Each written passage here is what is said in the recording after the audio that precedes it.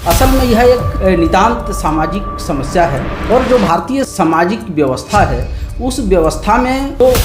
जिन लोगों को कमतर इंसान माना गया है, यहाँ के संस्कृति में, यहाँ के हमारे रहन सहन के तौर तरीक़ों में हमने जो मान लिया है।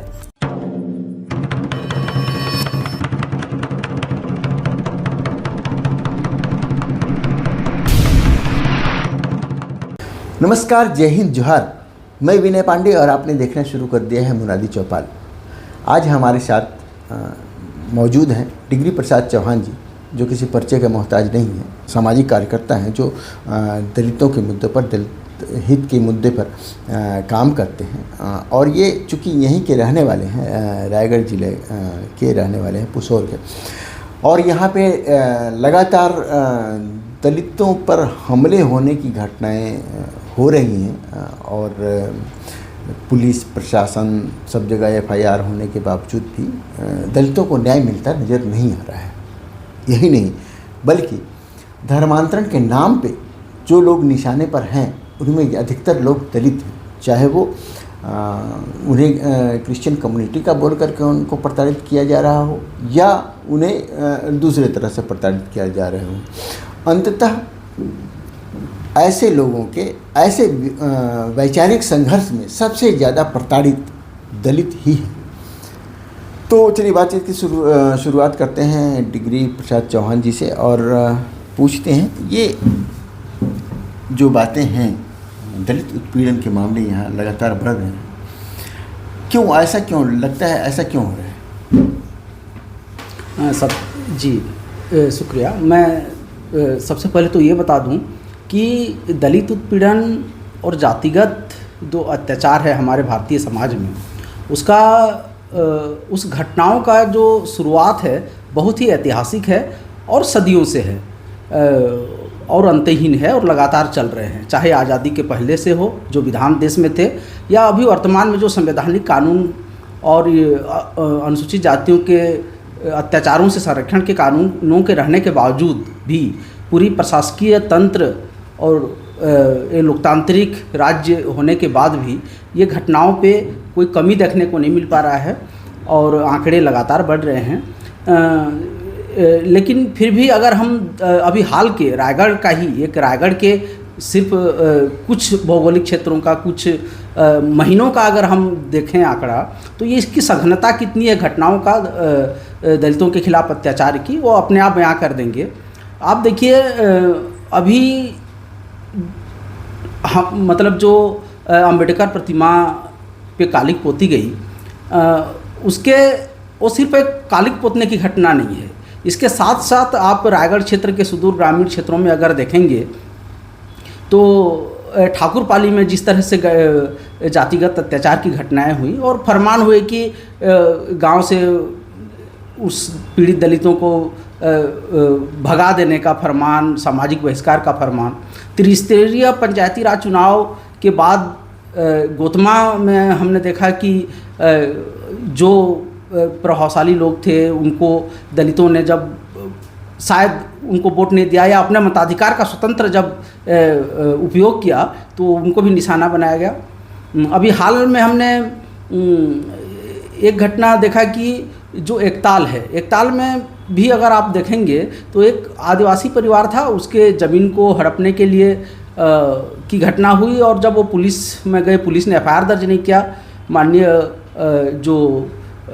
विशेष कोर्ट है SC ST कोर्ट, उसने FIR के निर्देश भी दिए, लेकिन अभी तक जो संभावित दोषी हैं, जो आरोपी हैं, उनकी गिरफ्तारी भी नहीं हुई है। पुलिस अभी तक उस पर कोई कार्रवाई आगे नहीं बढ़ाई है। हम देखेंगे तो अभी जो भाटनपाली का जो घटना हुआ, भाटनपाली में जिस तरह से दलित परिवार निशाने में हुए और अपनी धार्मिक आज़ादी या अपनी आज़ादी का उपयोग करने की वजह से आज उनको जेल में रहने को विवश हैं, पूरा परिवार त्रस्त है। तो ये चंद उदाहरण जो कुछ महीनों के भीतर के हैं, तो कितनी सघनता है जातिगत अत्याचारों की। सरकारें तो सबको रिकॉर्ड में नहीं भी ले रही हैं, सूचना भी दर्ज नहीं कर रही हैं, और सूचना दर्ज कर भी रही हैं तो सम्यक जो धाराएं हैं उसके तहत नहीं कर रही हैं, तो असली आंकड़े तो आ भी नहीं पा रहे हैं कि इनकी इस तरह की घटनाएं कितनी ज़्यादा हो रही हैं। ये इसके पीछे ये जो दलित उत्पीड़न के मामले हैं, इसके पीछे आप क्या देखते हैं कारण? अगर देखें तो ये राजनीतिक कारण है, सरकार बदली है इसके बाद हुआ, या सरकारें पहले की सरकारों में भी हुआ, या इससे पहले की भी सरकारों में होते आया? ये राजनीतिक कारणों से हो रहा है, सामाजिक कारणों से हो रहा है, या प्रशासनिक उदासीनता के चलते हो रहा है? देखिए, ये जो राजनीतिक दल के सत्तासीन होने से ये जो दलित अत्याचार की घटनाएं के आंकड़ों में कोई फर्क नहीं पड़ता। असल में यह एक नितांत सामाजिक समस्या है, और जो भारतीय सामाजिक व्यवस्था है उस व्यवस्था में जो जिन लोगों को कमतर इंसान माना गया है, यहाँ के संस्कृति में, यहाँ के हमारे रहन सहन के तौर तरीक़ों में हमने जो मान लिया है, जो बिल्कुल अवैज्ञानिक है, असंवैधानिक है, तो उस मान्यताओं के तहत जिनको हम कमतर इंसान मानते हैं, शायद अमूमन समाज उनके प्रति जो अत्याचार की घटनाएं करती हैं या तो उनको सबक सिखाने के लिए करती हैं, या फिर उनका जो समाज में स्थान है उस स्थान को वो याद रखें, और ये बार बार उनको याद दिलाने के लिए शायद इस तरह के अत्याचारें की घटनाएं होती हैं। और ये जो पूरा जो प्रशासकीय तंत्र है, मतलब राजनीतिक दलों के सत्तारूढ़ होने के अलावा जो एक संवैधानिक व्यवस्था है और शासन तंत्र है, ये भी शासन तंत्र भी जो कानून है, संरक्षण के कानून, उसके परिपालन में उदासीनता का जो रवैया है वो भी देखने को मिलता है। अभी एक फिल्म आई थी फूले, इस फिल्म में ये फिल्म जब सेंसर बोर्ड के पास गई तो सेंसर बोर्ड ने ये कहा, संभवतः जो बातें सामने आई, कि अब तो जातिवाद ख़त्म हो गया देश से, ये इसकी कोई आवश्यकता नहीं है, इस तरह की बातें सामने आई। इस तरह की बातें बहुत बार कही जाती हैं कि अब कहाँ जातिवाद है? आपको लगता है कि जातिवाद है, या ख़त्म हो गया, या कुछ कम हुआ है? जैसा मतलब जातिवाद जो भारतीय समाज है और यहाँ जो लोग हैं, मतलब जाति व्यवस्था, श्रेणीबद्ध असमानता की जो व्यवस्था है, यहाँ हर व्यक्ति किसी न किसी जाति से ऊपर है। ये और इस तरह से वो खुश है। इस व्यवस्था को जो लगातार बढ़ी हुई है वो भी एक वजह हो सकता है। तो आप देखेंगे कि ये व्यवस्था को ख़त्म होने की कल्पना करना ही असल में हम इस मुद्दे के प्रति अपनी आँख मूंदना चाह रहे हैं। एक शुतुरमुर्गी दकियानुसीपन है कि इसको हम समझना नहीं चाहते। असल में दृष्टिकोण की ज़रूरत है। असल में अभी जितने अभ्यास हैं, जितने प्रैक्टिसेस हैं, मतलब एट्रोसिटी के, अत्याचारों के, उनको आप सूचीबद्ध करेंगे तो आसपास अगर एक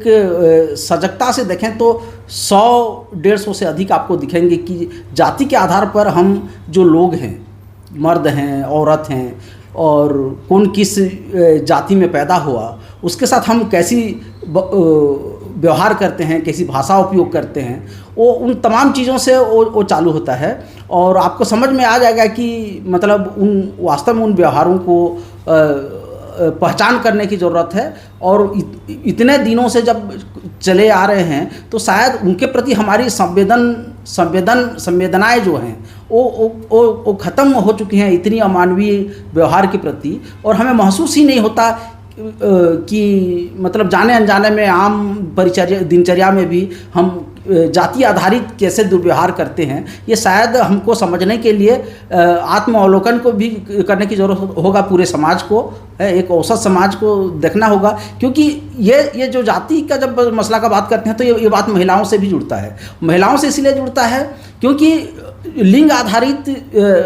भेदभाव हो, असमानता हो, चाहे जाति आधारित, जन्म के आधार पे और लिंग के आधार पे, औरत मर्द हो या बड़े जाति या छोटे जाति का हो, उस आधार पे पूरी हमारी रहन सहन, हमारी भाषा, व्यवहार के तरीके, सब कुछ यहाँ पे फिक्स हैं। ये जीवन शैली का हिस्सा बन चुका है। क्या छत्तीसगढ़ में अगर धर्मांतरण हो रहा है, कहीं ना कहीं ये बात आ रही है, तो इसके पीछे भी आप मानते हैं कि यही मानसिकता है? मतलब जातिगत भेदभाव के चलते ये हो रहा है? जी, मेरा ऐसा स्पष्ट मानना है। और उदाहरण मैं दूंगा अभी का भाटनपाली का जो घटना है, अभी हाल के दिन में हुआ। वैसे तो बहुत घटना है, लेकिन भाटनपाली का आप घटनाओं को देखेंगे तो एक अनुसूचित जाति का परिवार अपने द्वार में जिस तरह से उसने एक मंदिर बनाने की कोशिश किया और एक मूर्ति स्थापना नहीं हुआ था, लेकिन वो वहाँ पे उसका मनसा था कि मूर्ति स्थापना करके उसकी पूजा पाठ करे। तो अगर आप देखेंगे तो उसकी ज़रूरत क्यों पड़ी? क्या उस भाटनपाली गांव के हर व्यक्ति का जो हर परिवार है अपने अपने द्वार में या गेट में या घर में मतलब इस तरह से मंदिर बनाया है? नहीं बनाया है। तो उस अनुसूचित जाति के परिवार को क्यों ज़रूरत, ऐसा क्या आन पड़ी कि वो एक अलग मंदिर बनाने की उसको ज़रूरत हुई? तो साधारण सी बात है कि लंबे समय से जो हिंदू धर्म के अनुयायी हैं या समाज में जो बहुसंख्यक हिंदू समाज के प्रभाव में आके शायद वो लोग भी मतलब क्या होता है कि एक गांव में जब रहते हैं और ऊंच नीच और जातिगत भेदभाव का सामना करते हैं तो एक अनुसूचित जाति का परिवार देखता है खेल के मैदान में, स्कूल में और नहाने के घाट में, तालाब में, सार्वजनिक निस्तार की जितने भी जगह है, इस तरह से धार्मिक जो आयोजन गांव के होते हैं जिसको सार्वजनिक नाम तो दिया जाता है लेकिन हकीकत में वो सार्वजनिक नहीं होते, क्योंकि आप देखेंगे कि उसके भीतर में कुछ लोगों का को ही वहाँ प्रवेश है, कुछ लोगों की प्रवेश वर्जित रहता है। वो पारंपरिक और संस्कृति में घुल मिल गए हैं, हमारे जीवन शैली का हिस्सा बन गए हैं कि इसको कोई नोटिस भी नहीं करता। भाटनपाली में मैं गया था तो वही कहा गया कि उनको मंदिर में घुसने नहीं देते हैं, मंदिर में जाने नहीं देते, मिड डे मील में खाना दूर से फेंक कर परोसते हैं। ऐसी बातें आपके उसमें भी संज्ञान में आएंगी? जी, तो मैं वहीं पे आ रहा हूँ कि आप भाटनपाली में अगर देखेंगे तो एक जो अनुसूचित जाति का व्यक्ति मंदिर बनाता है इसलिए क्योंकि उसके लिए भगवान भी नहीं है ना। तो हिंदू धर्म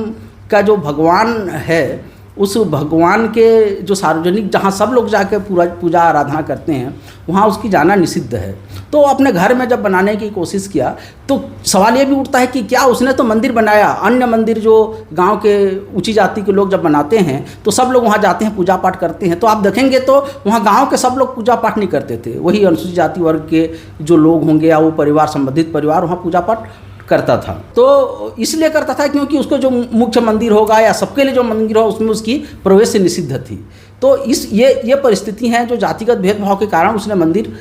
बनाया, लेकिन उसको तब भी वहाँ के समाज का जो ग्रामीण समाज है उसकी स्वीकृति नहीं मिली, तब भी वो तिरस्कार उसको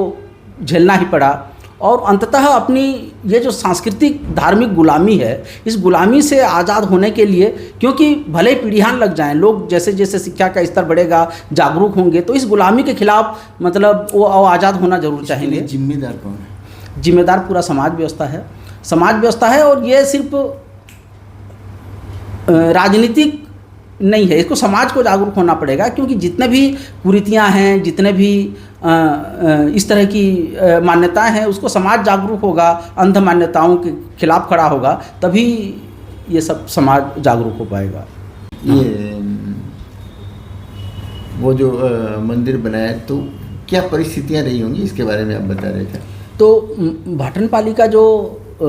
भाटनपाली में जब अनुसूचित जाति का व्यक्ति मंदिर बनाया खुद के खर्चे से, तभी उसको लगातार तिरस्कार का सामना करना पड़ा। और हिंदू धर्म के मान्यता के अनुसार जब कोई मंदिर निर्माण होता है तो जो मूर्ति स्थापित होता है एक प्रक्रिया प्राण प्रतिष्ठा की होती है, तो उसके लिए कोई पुरोहित पंडित चाहिए। तो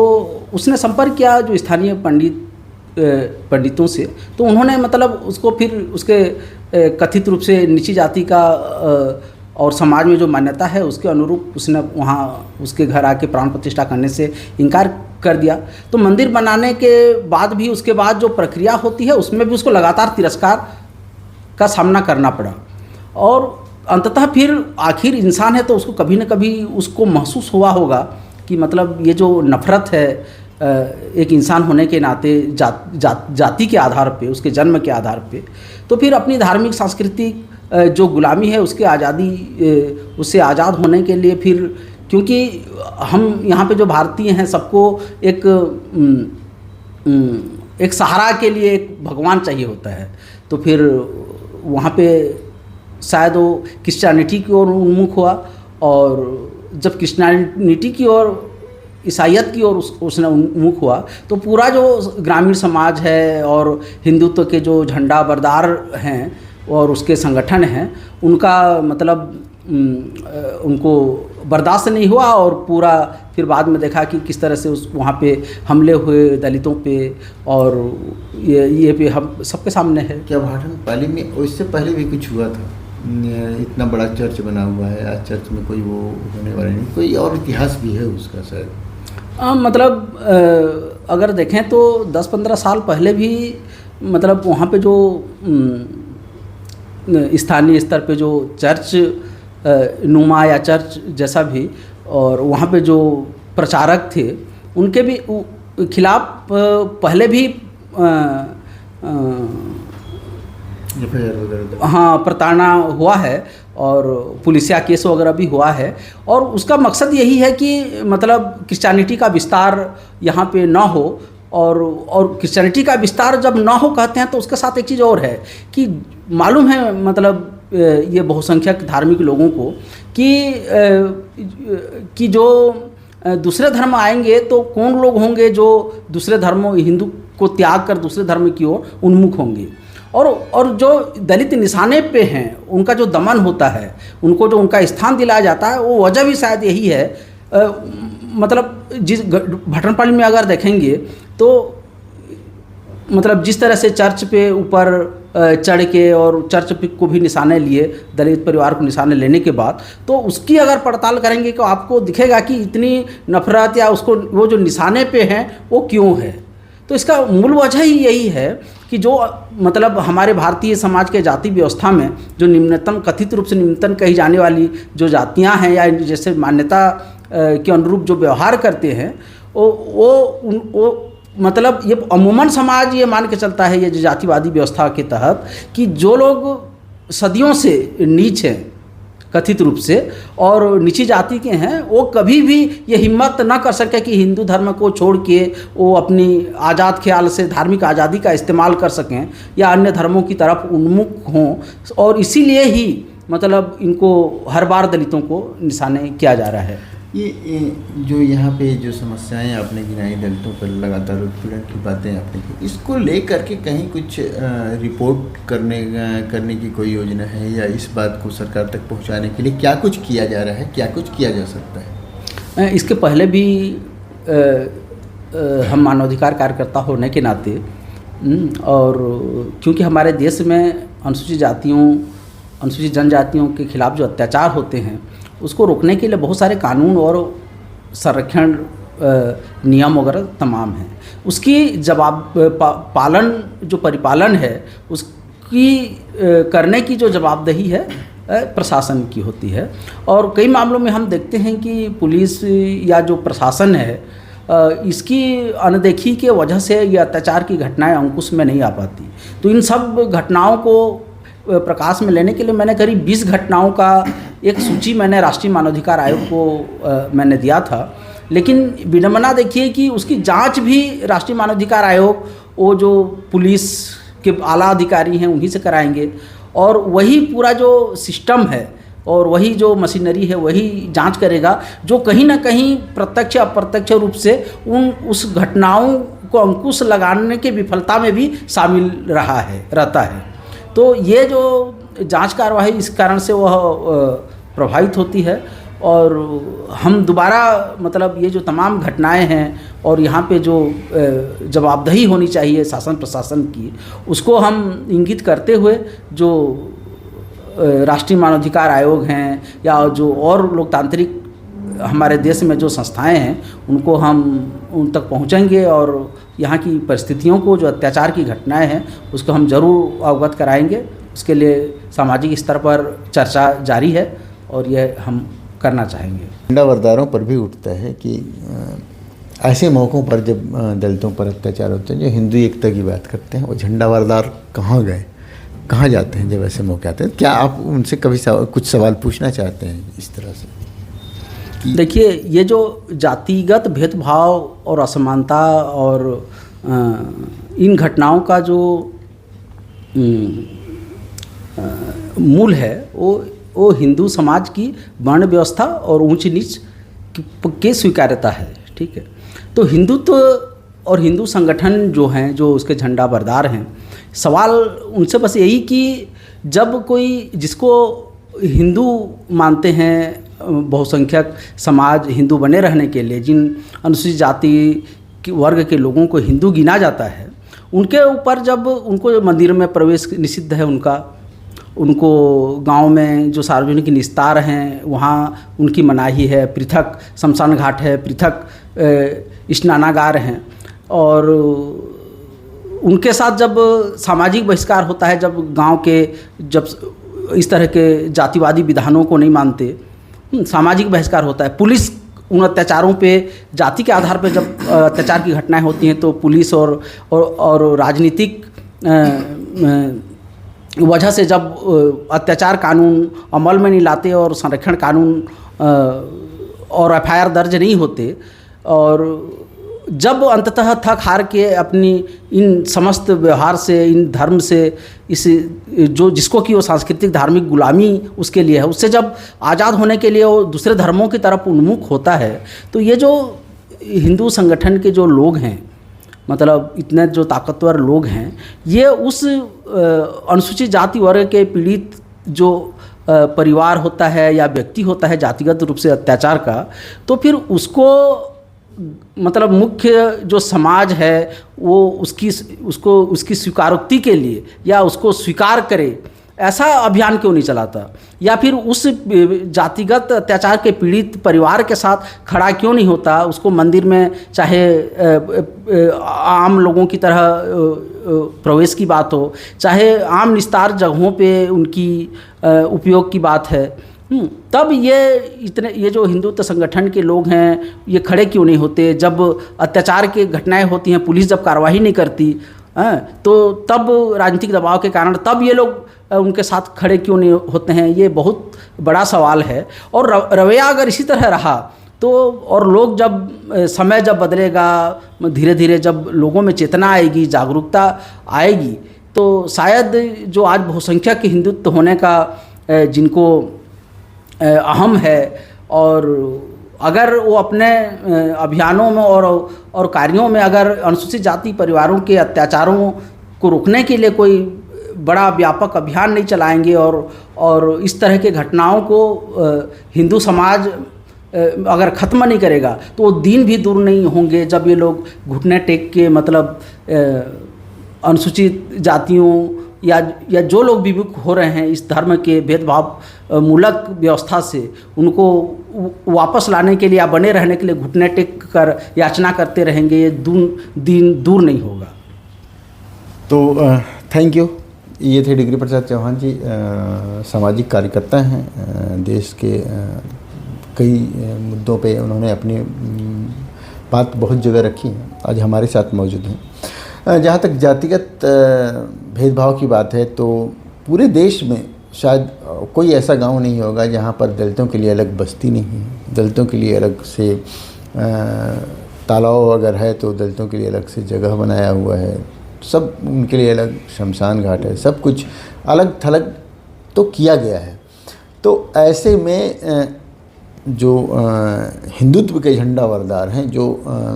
पूरे हिंदुओं को संगठित करने की लालसा रखते हैं और हिंदू राष्ट्र बनाना चाहते हैं, उनकी तो जिम्मेदारी बनती है कम से कम कि ऐसे लोग जो हिंदुओं से ही पीड़ित हैं, हिंदुओं से ही त्रस्त हैं, उनको एकजुट करने के लिए उनके साथ एटलीस्ट दलितों के साथ खड़े तो हों, उनके लड़ाई में हिस्सा तो लें। लेकिन उस समय वो ब्राह्मणवादी बन जाते हैं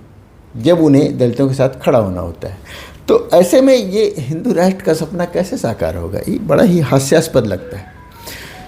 इस तरह के और मुद्दे के साथ हम बात करने के लिए और दूसरे लोगों से जुड़ेंगे, दूसरे लोगों से ही बात करेंगे। तब तक बने रहिए हमारे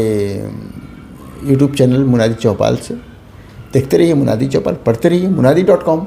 द वॉइस ऑफ वॉइसलेस।